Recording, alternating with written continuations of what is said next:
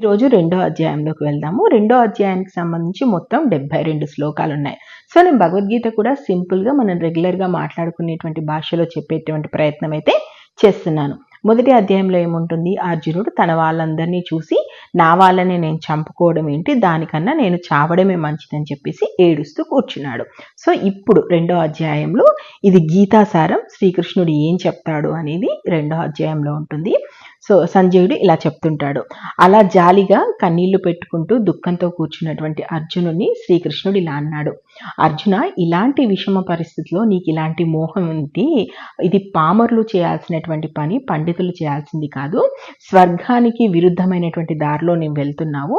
నువ్వు ఇలా చేస్తే అపకీర్తి మూట కట్టుకుంటావు. శత్రువులు నిన్ను చూస్తే వణికిపోవాల్సిన వాళ్ళు, అలాంటిది నీకు ఇలాంటి పిరికితనం ఏంటి, ఇలాంటి హృదయ దౌర్బల్యంతో ఎందుకు ప్రవర్తిస్తున్నావు అని చెప్పేసి శ్రీకృష్ణుడు అన్న తర్వాత అర్జునుడు ఇలా అంటాడు. భీష్ముడు, ద్రోణుడు నాకు పూజ్యులు. వాళ్ళ మీద బాణాలు వేసి వాళ్ళని ఎలా నేను ఎదిరించేది? మహానుభావులైనటువంటి గురువుల్ని చంపి ఆ నెత్తురు కూడు నన్ను ఎలా తినమంటావు? వాళ్ళని చంపడం కన్నా ఈ లోకంలో బిచ్చమెత్తుకొని బతకడం మంచిది. అసలు ఎవరిని చంపి మేము బతకాలనుకుంటున్నామో నాకు అర్థం కావట్లేదు. ఆ దుర్యోధన వాళ్ళు వచ్చి మా ఎదురుగుండా ఉన్నారు. అసలు ఇంతకీ యుద్ధంలో మేము గెలుస్తామో మమ్మల్ని వాళ్ళు గెలుస్తారో, ఈ రెండింటిలో ఏది జరిగితే మాకు మంచిదో అసలు నాకు ఏమీ అర్థం కావట్లేదు. నా అంటే ధైర్యం వల్ల, అంటే నాకు పూర్తిగా పిరికితనం వల్ల నా స్వభావం ఏంటో కూడా నాకు అర్థం కావట్లేదు. ధర్మం అనేది నా మనసుకు అసలు తట్టట్లేదు.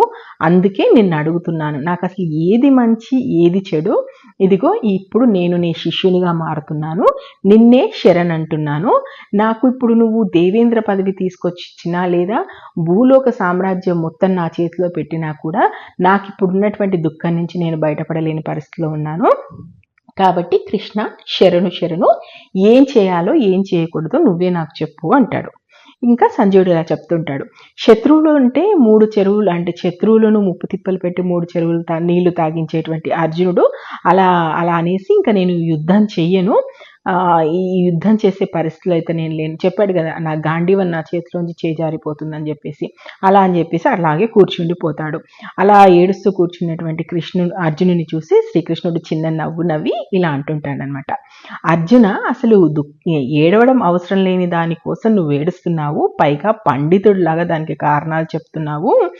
అసలు పండితుడు అనేవాడు చచ్చిన వాళ్ళ కోసం కానీ బతికిన వాళ్ళ కోసం కానీ ఏడవడు. నేను కానీ నువ్వు కానీ ఈ రాజులు కానీ ఒకప్పుడు లేని వాళ్ళం అనుకుంటున్నావా, లేనగా ఇక